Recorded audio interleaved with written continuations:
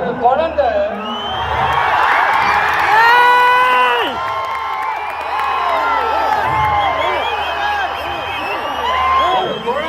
முதல் அம்மாவை சொல்றப்போ அம்மாவுக்கு ஒரு சிலிர்ப்பு ஒன்று வரும் பாருங்க.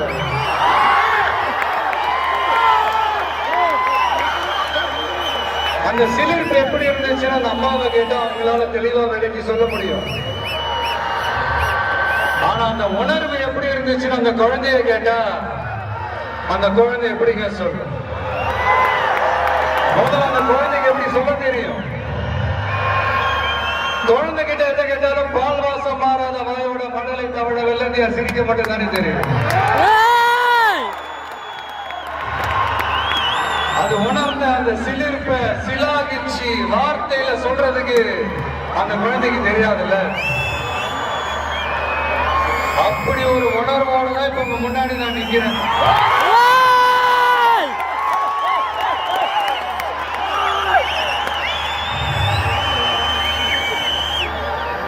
ஆனா அதே நேரத்துல அம்மா கிட்ட கூட தன்னோட உணர்வை சொல்ல தெரியாம சிரிக்கிற அந்த குழந்தைக்கு முன்னால ஒரு பாம்பு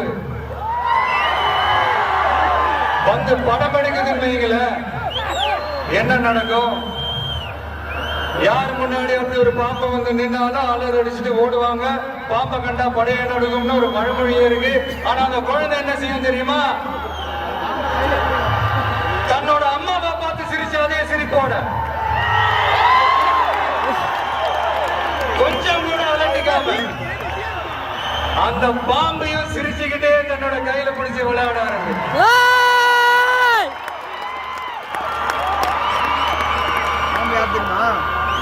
அப்ப அந்த குழந்தைக்கு பாம்பை கண்டா பயம் இல்லையான்னு ஒரு கேள்வி வரும். பாச உணர்வே என்னன்னு சொல்ல தெரியாது அந்த குழந்தைக்கு பயம்னா மட்டும் எப்படி சொல்ல?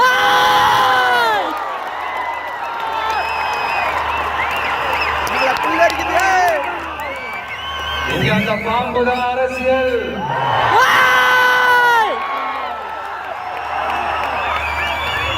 அதன் கையில பிடிச்சி விளையாட ஆரம்பிக்கிறது தான்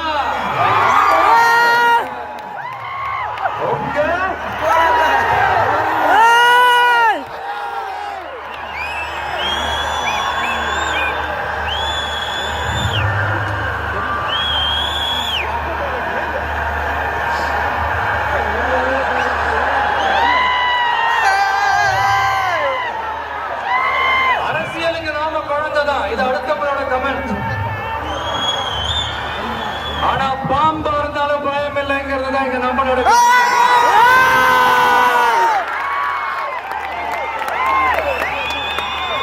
அரசியல் ஒரு சினி ஃபீல்டு இல்லையே, பேட்டில் ஃபீல்ட் ஆச்சு, கொஞ்சம் சீரியஸா தான் இருக்கும். அதனால பாம்பா இருந்தாலும் பாலிடிக்ஸா இருந்தாலும் கையில் எடுக்கணும்னு முடிவு பண்ணதுக்கு அப்புறம் கொஞ்சம் சிரிப்பையும் சேர்த்து கலந்து செயல்படுறதுதான் நம்மளுடைய ஸ்டைலு, நம்மளுடைய ரூட். அப்படி செயல்பாட்டுல இறங்கினாதான் இந்த ஃபீல்ட்ல எக்ஸிஸ்ட் ஆக முடியும், ஒரு எனர்ஜியோட இருக்கவும் முடியும், எதிராக நிக்கிறவங்களை டாக்கிள் பண்ணவும் முடியும். இந்த தாறுமாற ஆடுற ஆட்டெல்லாம் இது இல்ல, தத்துவத்தோட ஆட வேண்டிய ஆட்டம். அப்படி இப்படி எல்லாம் சும்மா பேருக்கு சொல்லி கூச்சலும் போட முடியாது இல்லையா? கவனமா தான் களமாடும். ஆனால்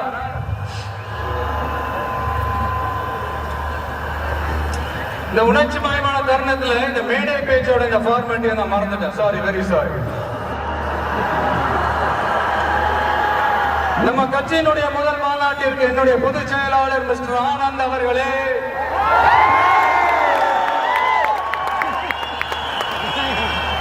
பொருளாளர் திரு வெங்கட்ராமன் அவர்களே, இணை கொள்கை பரப்பு செயலாளர் திருமதி தாகிரா அவர்களே, தலைமை நிலைய செயலாளர் திரு ராஜசேகர் அவர்களே. ஆமா, எதுக்கு இங்க இந்த அவர்களே அவர்களே இவர்களே எல்லாம்?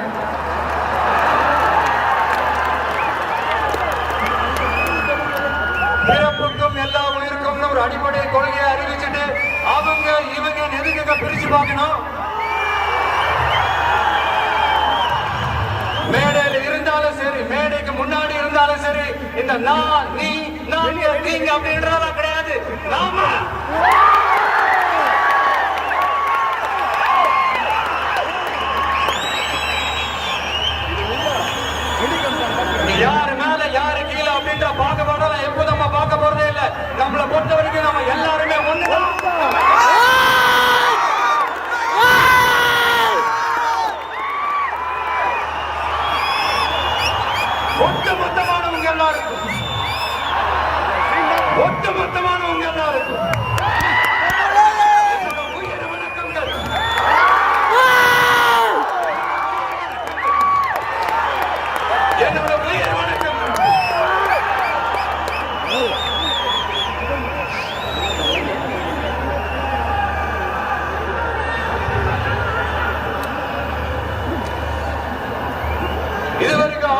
மேடையில மீட் பண்ணோம். இப்போ ஒரு அதிரடி சேஞ்ச். இப்போ நம்ம மீட் பண்றது அரசியல் மேடையில, ஒரு பொலிட்டிக்கல் ஸ்டேஜ்ல.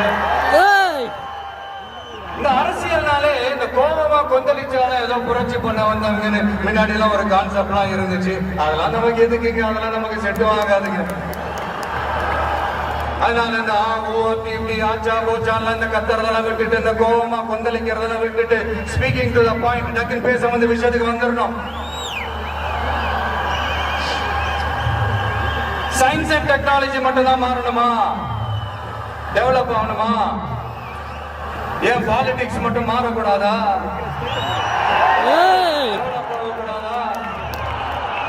மாறணும். இல்லைன்னா இந்த நியூ வே வேர்ல்ட் மாத்திரும். நீங்க எப்பவுமே மாறாதது மனுஷ பிறப்பு, பசி, வேலை, உழைப்பு, பணம், இந்த மாதிரி சிலது மட்டும்தான். இன்னைக்கு இருக்கிற ஜெனரேஷனை பத்தி தெளிவா புரிஞ்சுக்கிட்டாதான் எதுவுமே ஈஸியா முன்னெடுத்து வைக்க முடியும். அப்படி ஒரு பாயிண்ட்டுக்கு வந்ததுனாலதான் நம்மளுடைய இந்த ஸ்பீச்சும் இந்த மணிக்கணக்கால இருந்துடக்கூடாதுன்னு முடிவெடுத்தோம். இந்த புள்ளி விவரம் புள்ளியால நம்ம கதற போறதும் இல்ல.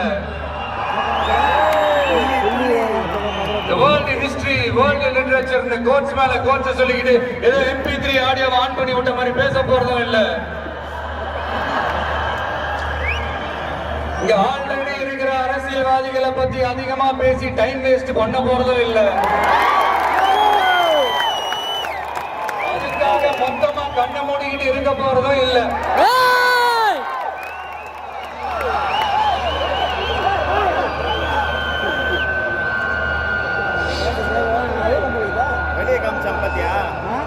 அந்த கொடி ஆடு அங்க வருது. இந்த கொடி ஆடு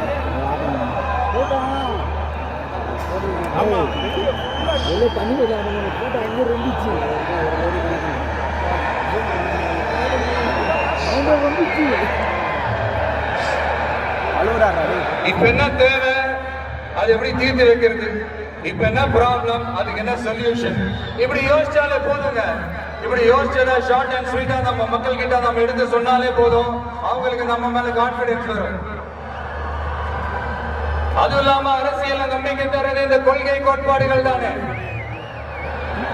அது யாருக்கிட்ட இருந்து எடுக்க போறோம், எப்படி அடாப்ட் பண்ண போறோம், எந்த ரூட்ல அப்ளை பண்ண போறோம்ங்கறத மக்கள் கிட்ட நம்ம தெளிவா சொல்ல வேண்டியது நம்மளோட கடமை இல்லையா?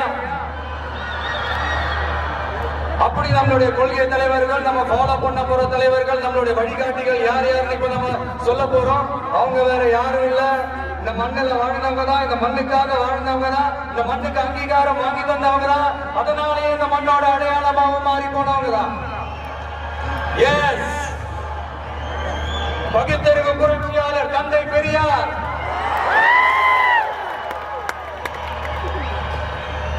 என்னது பெரியார் உள்ள கொள்கை தலைவரா அப்படின்னு ஒரு கூட்டம் அவங்களா ஒரு முடிவுக்கு வந்துட்டு ஒரு கூச்சல் மேல கூச்சல் போட்டுக்கிட்டு ஒரு பெயிண்ட் டப்பாவை தூக்கிட்டு கிளம்பிடுவாங்க பாருங்க.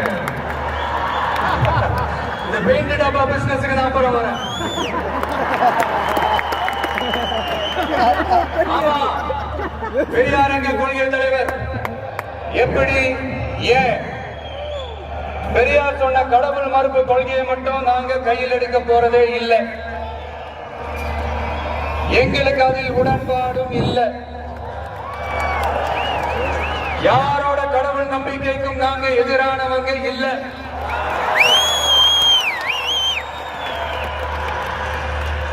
அரசியல் அண்ணன் தம்பி உறவு அறிமுகப்படுத்தின அறிஞர் அண்ணா சொன்ன மாதிரி ஒன்றே குலம் ஒருவனே தேவன்றதுதான் எங்க நிலைப்பாடு. ஆனாலும் பெண் கல்வி, பெண்கள் முன்னேற்றம், சமூக சீர்திருத்தம், சமூக நீதி, பகுத்தறிவு சிந்தனை, பெரியார் சொன்னது எல்லாத்தையும் நாம முன்னெடுக்க போறோம். பெரியாருக்கு அப்புறம் எங்களுடைய கொள்கை தலைவர் பச்சை தமிழன் பெருந்தலைவர் காமராஜர். பெருந்தலைவர் காமராஜர் இந்த மண்ணில மதச்சார்பின்மைக்கும் நேர்மையான நிர்வாக செயல்பாட்டுக்கும் முன்னுதாரணமா இருக்கிறதால அவர் எங்கள் வழிகாட்டியாக இருக்கிறோம். இந்திய துணைக்கண்டத்தின் அரசியல் சாசனத்தை ஆக்கி காட்டியவர் அண்ணல் அம்பேத்கர்.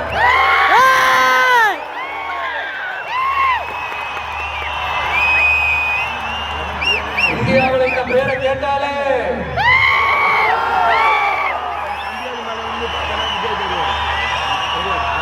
சமூகத்துல ஏற்றத்தாழ்வு ஏற்படுத்துறவங்க எல்லாம் நடுங்கி போயிடுவாங்க. வகுப்புவாரி பிரதிநிதித்துவத்தையும் சாதிய ஒடுக்குமுறையையும் நிலைநிறுத்த போராடின மாபெரும் தலைவர், அவரையும் நீங்கள் வழிகாட்டி என்று சொல்வதில் பெருமை கொள்கிறோம். பெண்களை கொள்கை தலைவர்களாக ஏற்று களத்தில் வரும் முதல் அரசியல் கட்சி நம்ம தமிழக வெற்றி கழகம் தான். அப்படி நாம வழிகாட்டி தலைவர்களாக ஏற்று 2 பெண்கள் ஒருத்தர், ஆக பெரும் வீராங்கனை, இந்த மண்ணை கட்டியாண்ட பேரரசி வேலு நாச்சியார்.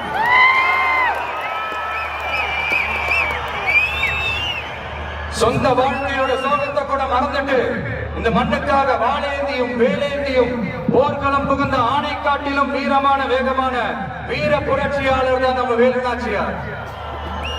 இன்னொருத்தர் முன்னேற துணிகிற சமூகத்தில் பிறந்து இந்த மண் பின்தங்கிட கூடாது என்பதற்காக அதோட முன்னேற்றத்திற்காக பாடுபட்ட அஞ்சலை அம்மாள். சொத்தை இழந்தாலும் சுயநலம் பார்க்காம இந்த மண்ணுக்காக இந்திய சுதந்திர போராட்ட களத்தில் இறங்கி களமாடிய புரட்சி பெண்மணி தான் நம்ம அஞ்சலை அம்மாள். இவங்க தான் நம்ம கொள்கை தலைவர்கள்.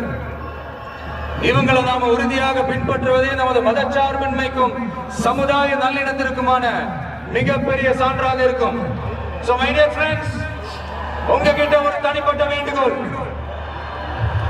இந்த மத்தவங்க பின்னாடி மத்தவங்க கூட நிக்கிறவங்களை பார்த்து சொல்ற மாதிரி நம்மள பார்த்து யாரு விசில் அடிச்சாங்க கொஞ்சம் சொல்லிடக்கூடாது. நம்மளுடைய கொள்கை கோட்பாடுகளையும் வழிகாட்டி தலைவர்களையும் மனசுல நிறுத்தி நாம செயல்படுறத பார்த்து இவங்க வேகமானவங்க ஆனா விவேகமானவங்க சொல்லணும்.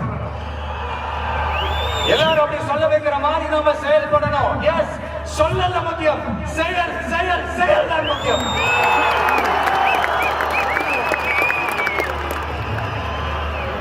At any cost, no truce and no compromise in our political war. நம்மளோட அரசியல் போரில் கொள்கை கோட்பாடுகளில் சமரசத்துக்கோ சண்டை நிறுத்தத்துக்கோ எப்போதும் இடமில்லை. அதுக்காக நாம இந்த வெறுப்பு அரசியலை எப்பவும் கையில் எடுக்க போறதே இல்லை. எதை நினைச்சு அரசியலுக்கு வந்திருக்கோமோ அப்படி நினைச்சத கொஞ்சம் கூட பிசுறு நாம செஞ்சு முடிப்போம். அது வரைக்கும் நெருப்பாதான் இருக்கும். என்ன நம்பி சாரி என்ன தோழா என்ன தோழி,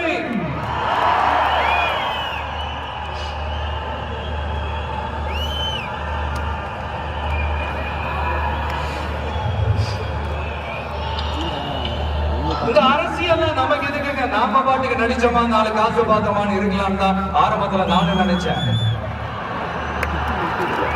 ஆனா நாம மட்டும் நல்லா இருக்கணும்னு நினைக்கிறது சுயநலம் இல்லையா?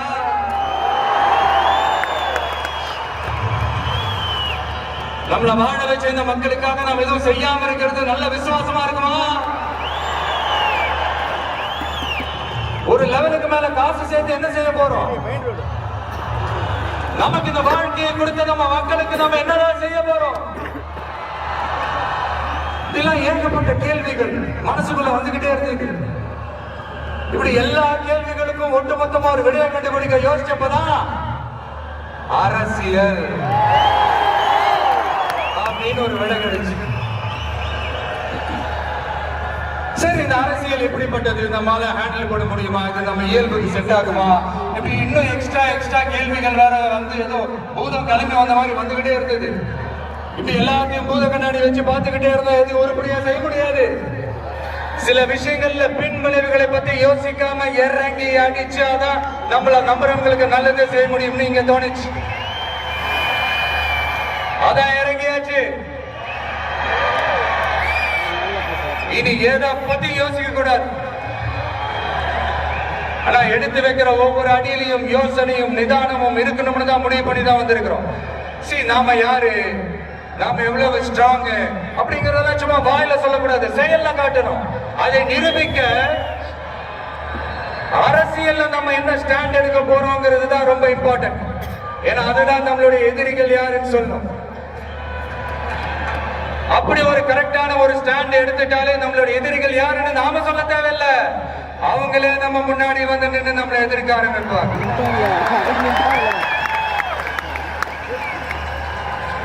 எதிரிகள் இல்லாத வெற்றி வேணும்னா இருக்கலாம், ஆனா களம் இருக்க முடியாது.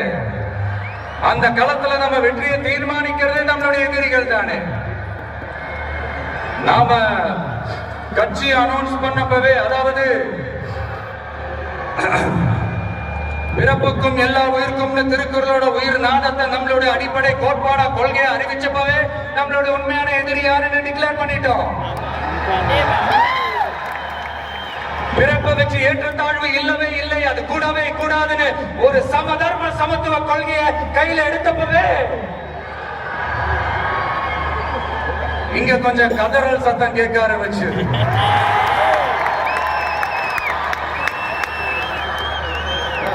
இந்த மாநாட்டில் இப்ப ஓப்பனா அறிவிச்சதுக்கு அப்புறம் அந்த கதறல் இன்னும் சத்தமா கேட்கும் நினைக்கிற பார்ப்போம். நம்மளோட இந்த இயல்பான அடிப்படையான கோட்பாடு எதிராக இருக்கிற மாதிரி மக்களை மதம், சாதி, இனம், மொழி, பாலினம், ஏழை பணக்காரன்னு சூழ்ச்சி செய்து பிரித்து ஆளும் பிளவுவாத அரசியல் சித்தாந்தம் மட்டும்தான் நமக்கு எதிரியா? அப்படின்னா நமக்கு ஒரே ஒரு எதிரி தானா? இல்லையே. நமக்கு இன்னொரு கோட்பாடு இருக்கு. ஊழல் மலிந்த அரசியல் கலாச்சாரத்தை எதிர்க்கிறது.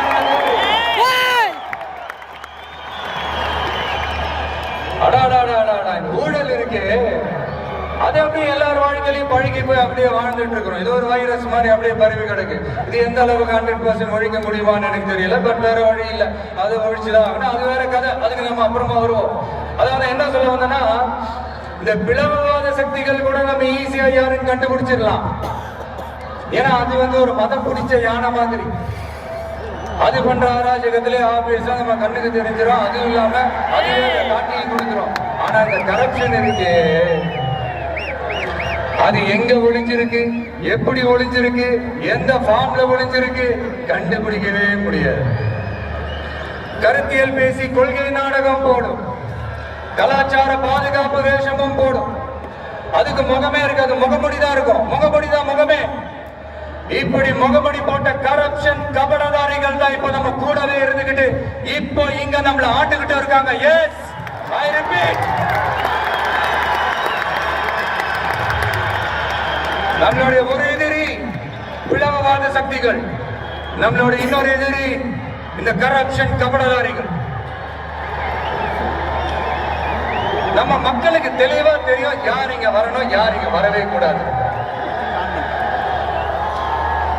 ஏன்னா இந்த மதச்சார்பின்மை பேசுற தமிழ்நாட்டு மண், பெரியார், அண்ணா, பெருந்தலைவர் காமராஜர், வேலு நாச்சியார், அஞ்சலி அம்மா எல்லாம் பிறந்த மண். இங்க இந்து, முஸ்லிம், கிறிஸ்தவர்கள் எல்லாம் அவங்க வழிபாட்டு தலங்களிலே வாழ்க்கை முறையிலே மட்டும்தான் இருக்கும். ஆனா ஒட்டுமொத்தமா தமிழ்நாடு வந்துட்டா, ஒற்றுமையை காட்டணும்னு வந்துட்டா ரொம்ப கஷ்டம் ப்ரோ, ரொம்ப கஷ்டம் ப்ரோ. அதே மாதிரி இப்ப ரீசெண்டா கொஞ்ச நாளைக்கு முன்னாடி பார்த்திருப்பீங்க நம்ம தமிழ்நாட்டுல என்ன நடந்துச்சுன்னு. இங்க சாதி இருக்கும், ஆனா சைலண்டா மட்டும்தான் இருக்கும். சமூக நீதிக்கான அளவுகோலா மட்டுமே தான் அது இருக்கும். அதை வச்சு நம்ம மண்ணை வேற மாதிரி மாத்தணும்னு யார் என்ன ட்ரை பண்ணாலும் அது நம்ம மக்களை அனுமதிக்க மாட்டாங்க. ஏன்னா இந்த மண்ணில் அது பொலிட்டிக்கலா ப்ரூவ் ஆன ஒரு தியரி அண்ட் கான்செப்ட். சரிப்பா, உன்னோட எதிரிகள் யாருன்னு சொல்லிட்டா மட்டும் போதுமா? அதுதான் உன்னோட அரசியல் கேட்டா இல்ல. மகத்தான அரசியல் தான், அது மக்களுக்கான அரசியல் தான். மக்களோட மக்களா, அவங்கள ஒருத்தனா, அவங்களுக்கான ஒருத்தனா, எப்பவும் மாறவே மாறாத அந்த குணத்தோட மனசோட களத்துல நிக்கிறது தான் எங்களோட நிரந்தர அரசியல் பாதை.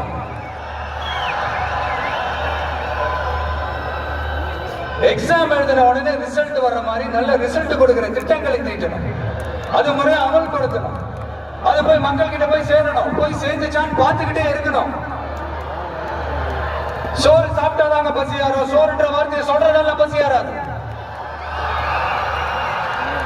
மக்களுக்காக நம்ம கொண்டு வர பிளான்ஸ் எல்லாம் பிராக்டிகலா ஒர்க் அவுட் ஆகிற பிளான்ஸ் இருக்கணும். சும்மா இந்த உதார விடுற பிளான்ஸ் எல்லாம் இருக்கவே கூடாது. இந்த மீன் பிடிச்சு கொடுக்க கூடாது, அது தப்பு.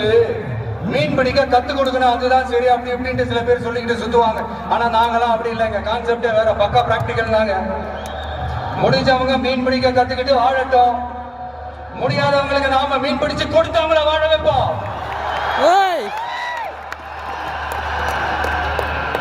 எங்களை பொறுத்த வரைக்கும் மக்களுக்கு நல்லதுன்னா எதுவுமே தப்பு இல்லை. ends justify the means. எங்கள் இலக்குகளை எங்கள் வழிகளை தீர்மானிக்கின்றன. பில்டிங் ஸ்ட்ராங் பேஸ்மெண்ட் ஸ்ட்ராங் என்ற பொலிட்டிக்கல் கிளாரிட்டி தான் அரசியல் தெளிவு தான் எங்களுடைய நிர்வாக செயல்முறையா இருக்கும். எங்களுடைய இந்த அரசியல் கொள்கை நிலைப்பாடு எல்லாமே யதார்த்தமானதா இருக்கணும். இந்த ஆல்டர்னேட் பாலிடிக்ஸ், ஆல்டர்னேட் ஃபோர்ஸ், மாற்று அரசியல், மாற்று சக்தி, இந்த மாதிரி ஏமாத்துற வேலையெல்லாம் நாம இப்ப செய்ய போறதே இல்லை. நீங்க ஏற்கனவே இருக்கிற அரசியல் கட்சிகள்ல 10ஓட 11 இன்னும் ஒரு மாற்று சக்தின்னு சொல்லிக்கிட்டு இந்த எக்ஸ்ட்ரா லக்கேஜ் எல்லாம் நான் இங்க வரல ப்ரோ. நம்ம நாட்டுக்கு கேடி செய்யற இன்னும் எக்ஸ்ட்ரா வேலையெல்லாம் ஈஸியா செஞ்சுக்கிட்டு மக்கள் மத்தியில தங்களை மாபெரும் சக்திகளா நினைச்சுக்கிட்டு இருக்கிற மிகப்பெரிய ஏமாற்று சக்திகளோட பிடியில் இருந்து தமிழ்நாட்டை முழுமையா மாற்ற ஒரு முதன்மை சக்தியா இருந்து உங்களுடைய மகனா, அண்ணனா, தம்பியா, தோழனா, உங்கள ஒருத்தனா இருந்து உழைக்கணும். இதனுடைய டார்கெட்.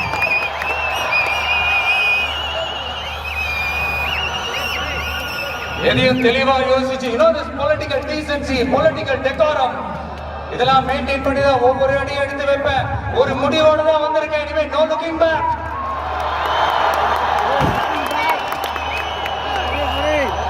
இந்த முடிவு நான் மட்டும் எடுத்த தனிப்பட்ட முடிவு இல்லைங்க, நான் எடுத்த முடிவு.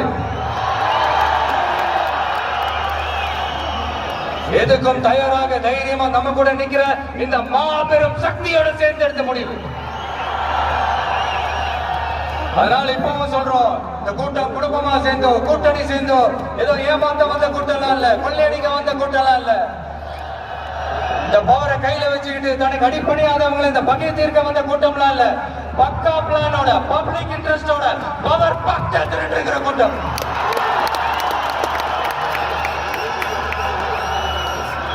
இந்த ஏதோ சோசியல் மீடியாவோட கம்ப சுத்தம் வந்த கூட்டம்லாம் நினைச்சிடாதீங்க. சொசைட்டிக்காக வாழேந்தி நிற்க போற கூட்டம், நம்ம மண்ணை வாழ வைக்கிறதுக்காக அரசியல் வாழேந்தி நிற்க போற கூட்டம். Yes, this is a mass gathering, not for cash, but for a good cause.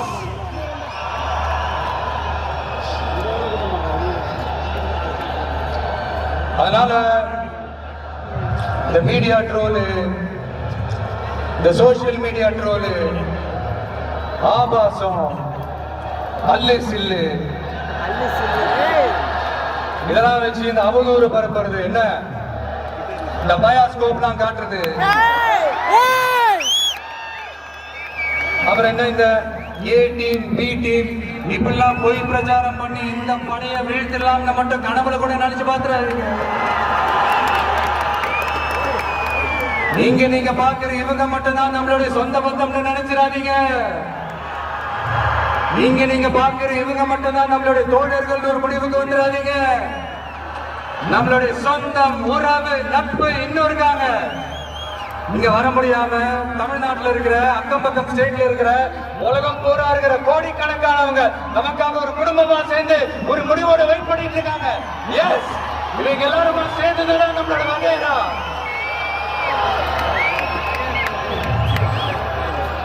இங்க யாராச்சும் வந்துட மாட்டாங்களா, ஏதாச்சும் நல்லது செஞ்சிட மாட்டாங்களா அப்படின்னு ஒவ்வொரு நாளும் நம்மளுடைய தமிழ்நாட்டை பத்தி, அதோட வளர்ச்சியை பத்தி ஒரு ஏக்கத்தோட இருக்கிற நம்மள, நம்ம மக்களை இந்த ஏமாத்துற இந்த கரப்ஷன் கபடதாரிகளை ஜனநாயக போர்க்களத்துல நாம சந்திக்கிற நாள் வெகு தூரத்துல இல்லைங்க. இப்போ இப்படின்றதுக்குள்ள வந்துடும்.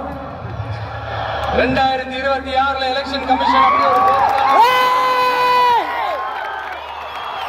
அன்னைக்கு, அந்த நாள்ல, அந்த தேதியில ஒட்டுமொத்த மக்களும் தங்களோட ஒத்த விரல்ல தமிழ்நாட்டில் இருக்கிற 234 தொகுதியிலையும் TVK சின்னத்துக்காக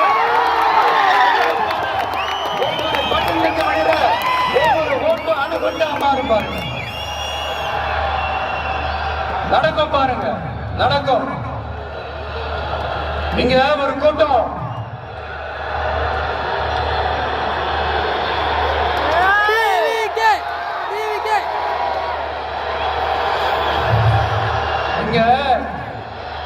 ஒரு கூட்டம் கொஞ்ச காலமா ஒரே பாட்டை பாடிக்கிட்டு, அதாவது யார் அரசியலுக்கு வந்தாலும் ஒரு குறிப்பிட்ட கலர் அவங்க மேல பூசிட்டு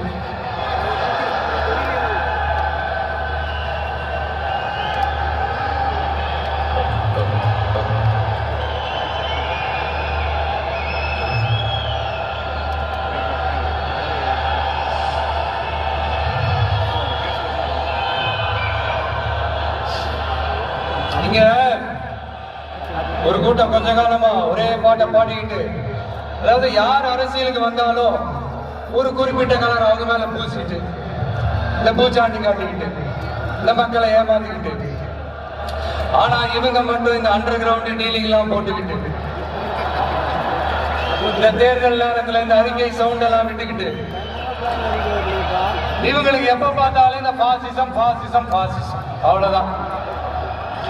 ஒற்றுமையா இருக்கிற நம்ம மக்கள் மத்தியில இந்த சிறுபான்மை பெரும்பான்மைன்னு ஒரு பிரிவினை பயத்தை காட்டி ஒரு ஃபுல் டைம் சீனை போடுறது ஒரு வேலையா போச்சு.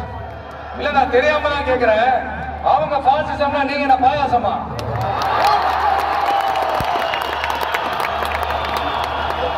நீங்களும் அவங்களுக்கு கொஞ்சம் கூட சலிக்காதவங்க தானே. மக்கள் விரோத ஆட்சி, திராவிட மாடல் ஆட்சின்னு சொல்லி மக்களே ஏமாத்துறீங்க.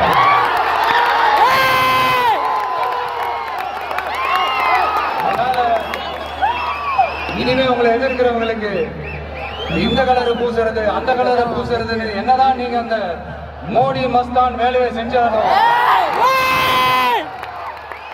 நாங்க இப்பவும் சொல்றோம், எங்களுடைய இந்த டிவி கேட்கலாம் நாங்க டிசைன் பண்ணி இருக்கிற இந்த கலரை தவிர வேற யாரும் எந்த கலரும் அடிக்கவே முடியாது. ஏன்னா இங்க கோட்பாடு பிறப்பால் அனைவரும் சமம் அப்படிங்கிறது. இது யாருக்கு நேர் எதிரான கோட்பாடு நான் சொல்லியாங்க உங்களுக்கு தெரியணும். எனவே இந்த நாட்டையை பாழ்படுத்துற பிளவுவாத அரசியல் செய்யறவங்க தான் தமிழக வெற்றி கழகத்தோட ஒரே முழு முதல் கொள்கை எதிரி, ஐடியாலஜிக்கல் எனிமி. அடுத்து திராவிட மாடல்னு சொல்லிக்கிட்டு தந்தை பெரியார் பேரறிஞர் அண்ணா பேரை வச்சு தமிழ்நாட்டை சுரண்டி கொள்ளையடிக்கிற ஒரு குடும்ப சுயநல கூட்டம் தான்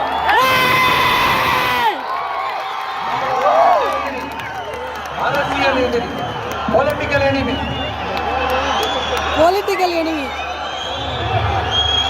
கொள்கை கோட்பாட்டு அளவுல திராவிடத்தையோ தமிழ் தேசியத்தையோ நாம பிரிச்சு பார்க்க போறதே இல்லை.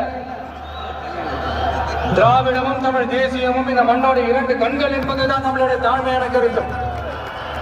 அதனால நாம எந்த ஒரு குறிப்பிட்ட அடையாளத்துக்குள்ளேயும் நம்மளை சுருக்கிக்காம தமிழ்நாட்டு உரிமைகளை சார்ந்த இந்த மண்ணுக்கான மதச்சார்பற்ற சமூக நீதி கொள்கைகள், அதாவது செக்யூலர் சோஷியல் ஜஸ்டிஸ் ஐடியாலஜிஸ் அப்படிங்கிறத நம்மளோட கொள்கை அடையாளமா முன்னிறுத்தி செயல்பட போறோம்.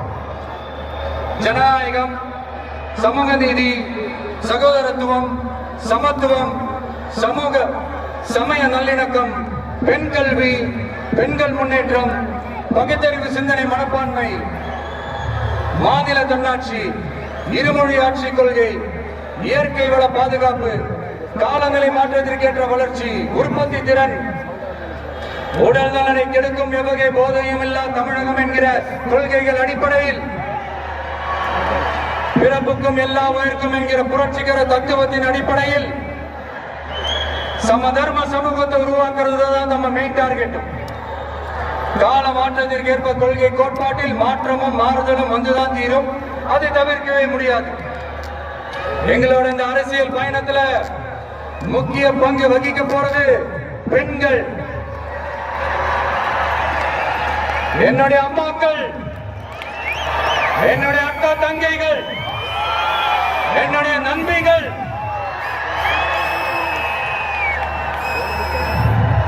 என் கூட பிறந்த என் தங்கச்சி வித்யா இறந்தப்போ எனக்குள்ள ஒரு பெரிய பாதிப்பை ஏற்படுத்துச்சு. அதுல கொஞ்சம் கூட குறையாத பாதிப்பையும் வேதனையும் ஏற்படுத்தினதுதான் தங்கச்சி அனிதாவோட மரணம்.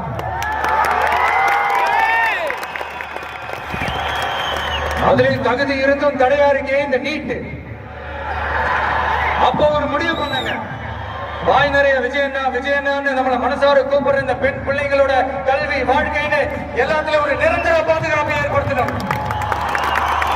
இனிமே கவலைப்படாதீங்க, உங்க மகன், உங்க அண்ணன், உங்க தம்பி, உங்க தோழன், உங்க விஜய் களத்துக்கு வந்துட்டா ஒவ்வொரு வீட்டுல இருக்கிற ஒரு மகனா, அண்ணனா, தம்பியா, தோழனா, உங்கள ஒருத்தனா, உறவா, நட்பா, என்னை பாக்குற குட்டீஸ்ல இருந்து பாட்டிஸ் வரைக்கும் எல்லாருக்குமான ஆளாதான் இருக்கும். எப்பவுமே அப்படிதான் இருக்கும். சரிப்பா, உன்னோட அரசியல் குறிக்கோள் தான் என்ன அப்படி கேட்டா அதுக்கு ஒரே ஒரு பதில் தான், எல்லாருக்கும் எல்லாமும் கிடைக்கணும். வாழ்றதுக்கு வீடு, வயிற்றுக்கு சோறு, வருமானத்துக்கு வேலை, இதுதான் எங்களுடைய அடிப்படை அஜெண்டா. இந்த மூணுத்துக்கு உத்தரவாதம் கொடுக்க முடியாத கவர்மெண்ட் இருந்தா என்ன, போனா என்ன?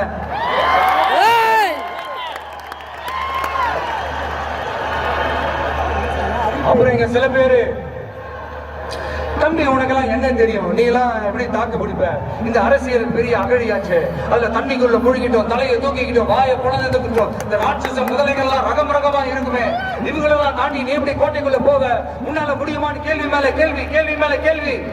இந்த கேள்விகளுக்கெல்லாம் நம்ம ஸ்டைல்ல ஒரு குட்டி கதை ஒன்று சொல்லாமா?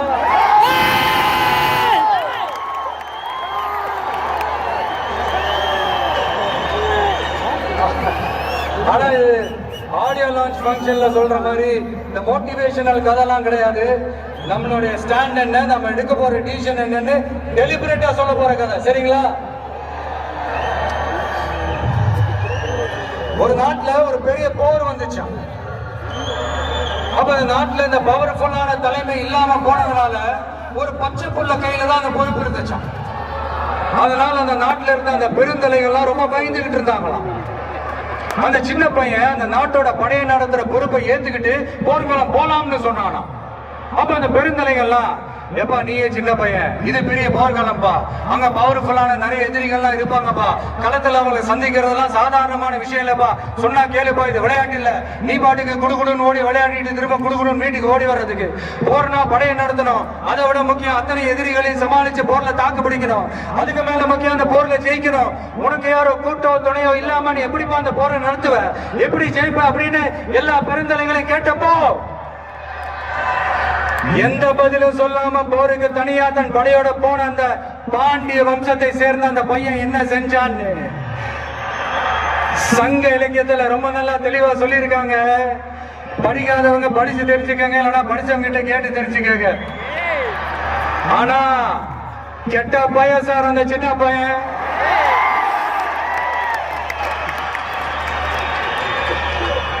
விஜய் படம் பார்க்குற மாதிரி விஜய் பக்கம் இந்த மாதிரி வரல பேச்சுக்கு இன்னைக்கு அப்புறம் ஓடிடுறாங்க.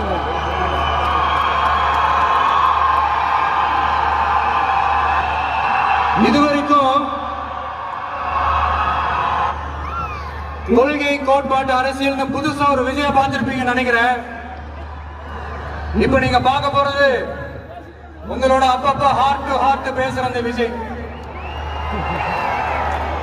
என்னதான் நீங்க என்ன தளபதி தளபதின்னு ஆசையா கூப்பிட்டாலும் இந்த கூத்தாடி கூத்தாடின்னு சொல்றாங்களே அந்த விஜய். கூத்து இந்த மண்ணோடு மக்களோடும் கலந்த ஒண்ணு. இந்த கூத்தாடின்ற பேர் ஏதோ நமக்கு மட்டும் வந்தது இல்லைங்க. அன்னைக்கு தமிழ்நாட்டுல நம்ம ஊரு வாத்தியார் எம்ஜிஆரையும்,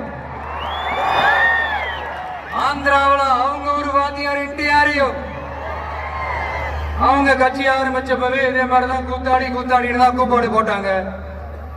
அவங்களுக்கே அப்படி கூப்பிடும் போது நம்மளை கூப்பிடாமலா இருப்பாங்க. ஆனா அந்த ரெண்டு கூத்தாடி தாங்க அந்த ரெண்டு மாநிலத்தோட ஆக பெரும் தலைவர்களாகி இன்னைக்கும் மக்கள் மனசுல ஒரு நீங்க ஒரு புகழோட வாழ்ந்துட்டு இருக்கிறாங்க. சினிமானா என்ன, வெறும் டான்ஸ், பாட்டு, ஃபைட், காமெடி, என்டர்டெயின்மெண்ட் மட்டும் தானா? தமிழரோட கலை, இலக்கியம், வாழ்வியல், பண்பாடு தாங்க சினிமா. என்டர்டெயின்மெண்ட் காரணத்தையும் தாண்டி சமூக அரசியல் புரட்சிக்கு உதவின ஒரு பவர்ஃபுல் டூல் தாங்க சினிமா. திராவிட இயக்கம் போய் பட்டி தொட்டி எல்லாம் போய் ரீச் ஆனதே, போய் வளர்ந்ததே சினிமா வச்சுதான். இல்ல நான் தெரியாம தான் கேட்கிறேன், கூத்தாடினா என்ன கேவலமான ஒரு பேரா, ஏதோ கெட்ட வார்த்தையா? கூத்து அது சாதாரண வார்த்தை இல்ல. ஏன்னா கூத்து சத்தியத்தை பேசும், சாத்தியத்தை பேசும், கொள்கையை பேசும், கோட்பாட்டை பேசும், கோபத்தை பேசும், சோகத்தை பேசும், அரசியலை பேசும், அறிவியலை பேசும், நல்லதை பேசும், உள்ளதை பேசும், உண்மையை பேசும், உணர்வோட பேசும். எல்லாத்தையும் கொஞ்சம் கூட சோர்வு இல்லாம கொண்டாட்டமா பேசும்.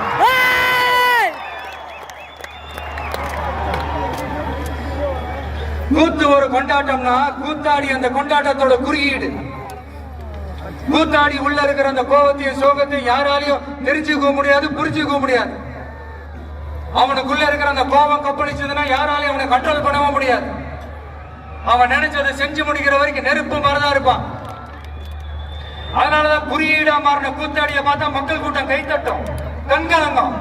காரணம் வேற ஒன்றும் இல்ல, அவன் நம்மள மாதிரியே இருக்கிறானே, நமக்கான ஆளா இருக்கிறானே, நாம நினைச்சதை பேசுறானே, நமக்காக பேசுறானே அப்படின்ற அந்த கனெக்ட் தான் கூத்தாடிய மக்கள் கொண்டாட காரணம். அன்னைக்கு கூத்து, இன்னைக்கு சினிமா, அவ்வளவுதான். ஆரம்பத்துல நாமளும் இந்த சினிமா இந்த ஃபீல்டுக்கு வந்தப்போ மூஞ்சி சரியில்லை, ஆளு சரியில்லை, அழகு சரியில்லை, முடி சரியில்லை, நடு சரியில்லை, கொடை சரியில்லை, இப்படி எல்லாம் அசிங்கப்படுத்தினாங்க, அவமானப்படுத்தினாங்க. ஆனா கொஞ்சம் கூட கலங்காம, கொஞ்சம் கூட கலங்காம ஒவ்வொரு வாய்ப்புக்காகவும் ஒவ்வொரு சூழலுக்காகவும் காத்திருந்து காத்திருந்து சுத்தி சுத்தி சுழண்டு சுழண்டு உழைச்சி உழைச்சி மேல வந்தவங்க இந்த கூத்தாடி. அப்ப கூட உழைப்பு மட்டும் தாங்க என்னோடது. அதன் மூலமா எனக்கு கிடைச்ச மத்த எல்லாத்துக்கும் காரணம் நான் இல்ல.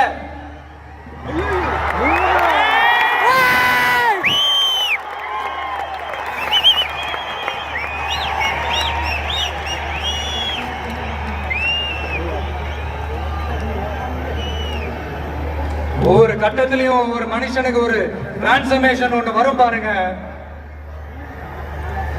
ஒரு சாதாரண இளைஞனா இருந்த ஒரு விஜய் நடிகனா மாறினா, அந்த நடிகன் வெற்றி பெற்ற நடிகனா மாறினா, அந்த வெற்றி பெற்ற நடிகன் ஒரு பொறுப்புள்ள மனுஷனா மாறினா, அந்த பொறுப்புள்ள மனுஷன் அதுக்கப்புறம் ஒரு பொறுப்பான தலைவனா இல்ல தொண்டனா மாறினா. இன்னைக்கு அந்த ஒரு பொறுப்புள்ள தொண்டனா இன்னைக்கு இருக்கிறவன் நாளைக்கு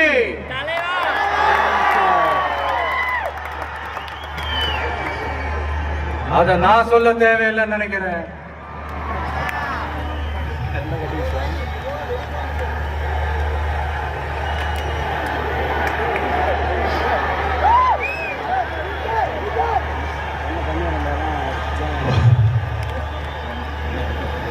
ஒவ்வொரு கட்டத்திலையும் ஒவ்வொரு மனுஷனுக்கு இந்த டிரான்ஸ்ஃபர்மேஷன்ல மாறினது என்னவோ நான் தாங்க.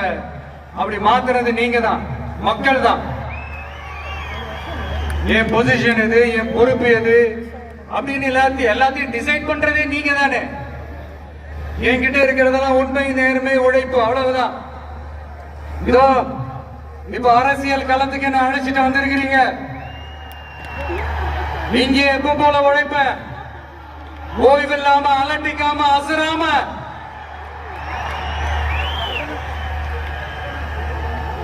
அதுக்கான ரிசல்ட் எல்லாமே உங்க ஒவ்வொருத்தரோட கை விரல்லையும் இருக்கும் போது எனக்கு என்னங்க கவலை. எல்லாமே நல்லாவே ஒர்க் அவுட் ஆகும் பாருங்க. தேர்தல் அரசியல ஜெயிச்சவங்க தோத்தவங்க அத்தனை பேர் பாடத்தையும் படிச்சுட்டு பல பேரோட உந்துதலை ஊக்கமா எடுத்துக்கிட்டு என்னோட கெரியரின் உச்சத்தை எப்படி என்னோட கெரியரின் உச்சத்தை உதறிட்டு அந்த ஊதியத்தை உதறிட்டு உங்க விஜயா உங்களை மட்டுமே நம்பி வந்திருக்கேன். நம்பி நடப்போம், நம்பிக்கையோட நடப்போம். தமிழக வெற்றி கழகம் தமிழ்நாட்டு அரசியலின் புதிய திசையாகும், புதிய விசையாகும் மாறி அத்தனை அரசியல் அழுக்குகளையும் அடித்து துவைத்து நீக்கும். அதை தீர்மானிக்கட்டும் எங்கள் போக்கும் உங்கள் வாக்கும்.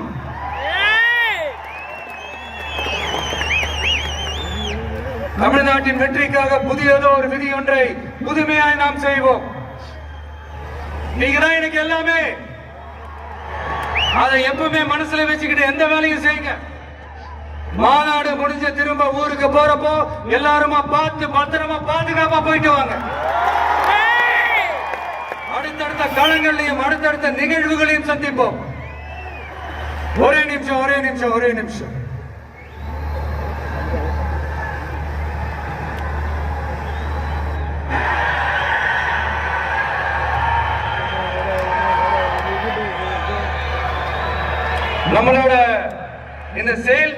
பத்தி உங்களுக்கு தெளிவா புரிஞ்சிருக்கும். இருந்தாலும் அதுல இருக்கிற நம்ம மக்களுக்கு தேவையான முக்கியமான சில ஹைலைட்ஸை மட்டும் இங்க சொல்லணும்னு ஆசைப்படுறோம். நாம முக்கியமா ரொம்ப கவனம் செலுத்த வேண்டியது பெண்களுக்கும் குழந்தைகளுக்கும் வயசான பெரியவங்களுக்குமான பாதுகாப்புல தான். அதை உறுதி செய்யறதுக்குன்னு அதுக்குன்னு ஒரு தனித்துறையும் இலாக்காவும் ஏற்படுத்தணும்.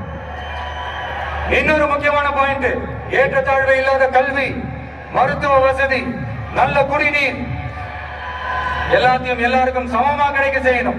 அதுக்குன்னு தனி கவனம் செலுத்தி அது அனைத்து மக்களோட அடிப்படை உரிமையாகவும் ஆக்கணும்.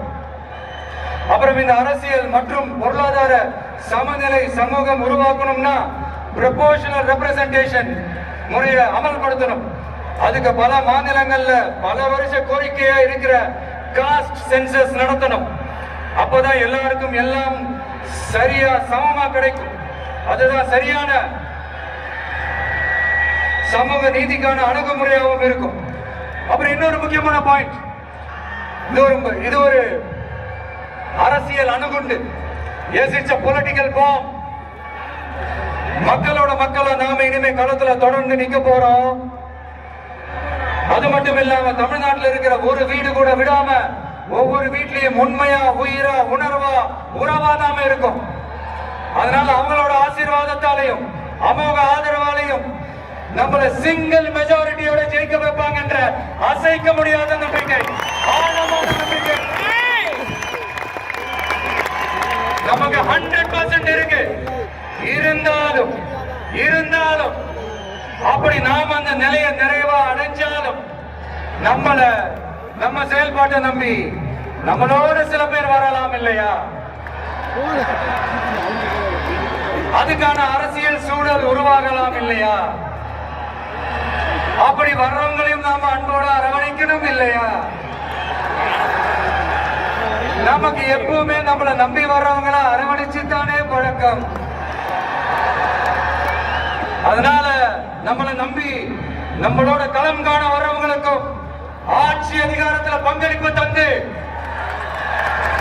அதிகார பகிர்வு செய்யப்படும். 2026ஆம் ஆண்டு ஒரு புதிய அரசியல் களத்தின் புத்தாண்டு. A new year of a new political field. Confident இருங்க, நல்லதே நடக்கும், வெற்றி நிச்சயம். மீண்டும் சந்திக்கும் வரை நன்றி, வணக்கம்.